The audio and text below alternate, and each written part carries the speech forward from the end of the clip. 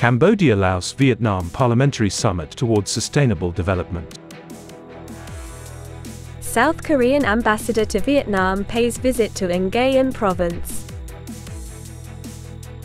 Israel expands ground offensive in all of Gaza Strip. Hello, it's me, Nghe An, and so good to see you again in today's news. Here we go, the first headline of the show. Vietnamese National Assembly Chairman Vương Đình Huệ just paid a working visit to Laos and attend the first Parliamentary Leaders Summit of Cambodia, Laos and Vietnam in Vietnam. The summit would send the message of peace, friendship, solidarity, and cooperation for prosperity and sustainable development.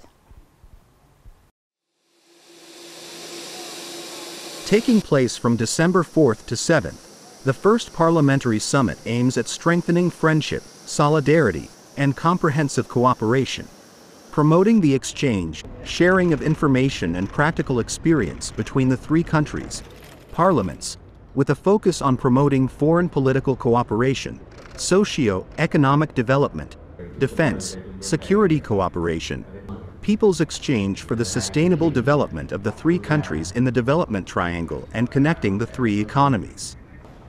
In addition, the summit also targets at promoting and supervising the implementation of cooperation agreements and projects signed by the government of the three countries, coordinating in the implementation of multilateral international agreements to which the three countries are members, calling for funding from partners in and outside the region to implement programs and projects of the Development Triangle area and other priority cooperation areas. On December 4th, Korean ambassador to Vietnam, Mr. Truyen, just had a working visit to Nghệ An, including VSIP Industrial Park. The ambassador also attended the 25th anniversary of the establishment of Vietnam Korea Industrial College. South Korean ambassador and his delegation visited the VSIP in Nghe An Industrial Park and expressed joyful that South Korea has 3 investors in the park.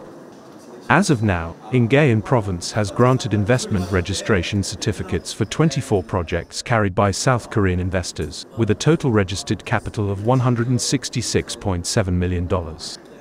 At the ceremony marking the 25th anniversary of the Vietnam Korea Industrial College establishment, the ambassador praised the efforts and achievements of the college. Over the past 25 years, the Vietnam Korea Industrial College has provided vocational training and Korean language for over 45,000 students, as well as nearly 20,000 workers before they went for work in South Korea. Israeli military is expanding its ground operations to the whole of the Gaza Strip rather than just concentrating in the north as the first stage aimed at eliminating the Hamas Islamic movement. Israel Defense Force IDF spokesman Rear Admiral Daniel Hagari said the IDF is continuing to expand its ground offensive against Hamas in all the north, south and central parts of the Gaza Strip. The IDF confirmed that the operation has achieved significant strides, including the elimination of more senior Hamas commanders and the destruction or disabling 500 out of Hamas's 800 bunkers located by Israel forces. However, the operation also caused huge casualties to Gaza people. According to regional media, December 3rd became one of the bloodiest days in Gaza, with more than 300 people died and nearly 700 injured in Israeli attacks. The current situation also jeopardizes the fate of 137 hostages who are still in Hamas hands, as told by the IDF. Upcoming are some updated news.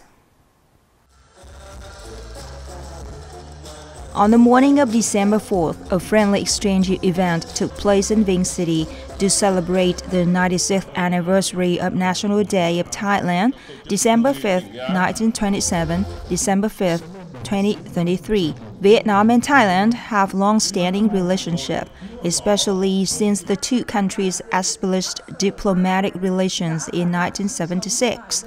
During this time, the friendship and cooperation between Nghệ An province and Thailand, especially with the northeastern provinces of Thailand, have continuously been strengthened and consolidated. So far, many Thai enterprises are engaging in investment and cooperation in Nghệ An, contributing to boosting the economic development of the province.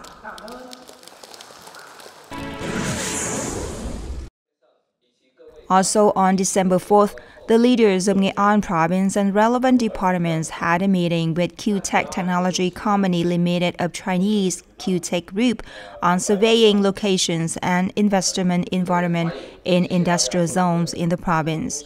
Q-Tech is one of the top 3 camera module manufacturers globally and holds a significant market share in China. Through the survey, the company has chosen Nghệ An as a new place to launch new projects with a total investment capital of $430 million on an area of 10 to 15 hectares.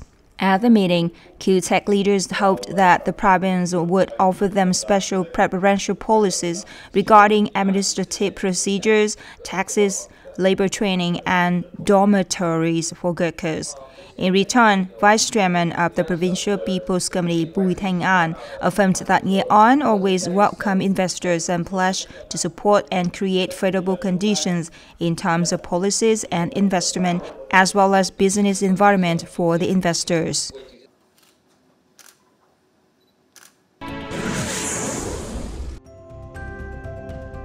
At the Eurexpo Exhibition Center in France's Lyon City, the Asia Expo 2023 took place on a large scale, featuring the participation of hundreds of booths from various Asian countries, including Vietnam. The distinctly Vietnamese cultural space left strong impression on international friends with its display areas and traditional musical instrument performances. This was the first time Vietnam had officially joined the Expo, which was an important event in the chain of activities to mark the 50th anniversary of the establishment of diplomatic relations and the 10th anniversary of the Vietnam-France strategic partnership. The event also contributes to promoting Vietnamese culture and the nation's image and people to the international friend.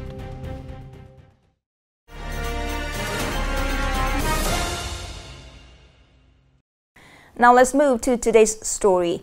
To support the fishermen in confidently venturing out to sea and to promptly rescue vessels in distress caused by natural disasters and storms, the Maritime Search and Rescue Forces quickly approached the scenes upon receiving the requests. The presence of the Maritime Search and Rescue Forces has become the cornerstone for the seafarers, especially fishermen, in every rough sea season.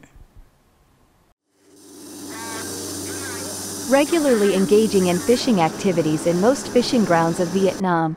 But during this rough sea season, 4 fishing boats from the southern provinces have reported engine failure and been assisted by the maritime law enforcement forces to bring them into safe harbors to await calm seas.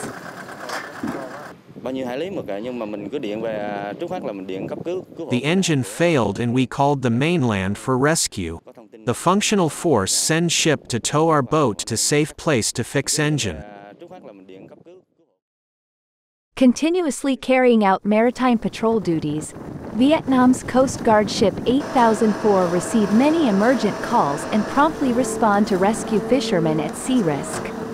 With the motto of receiving information quickly, coordinating synergies promptly, the guard ship officials come up with effective plans to support fishermen and people in distress.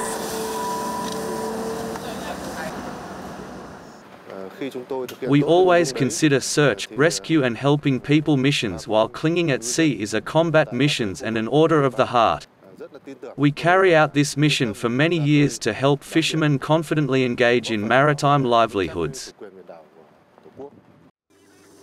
As frontline soldiers, officers and soldiers of the Navy, Border Guard, and Coast Guard will continue to uphold the spirit of solidarity and coordinate to promptly assist the people in case of incident, thereby reducing human and material losses, so that fishermen are more assured when going out to sea to earn a living. It's the end of the show today. Thank you so much for your attention. Goodbye and see you later.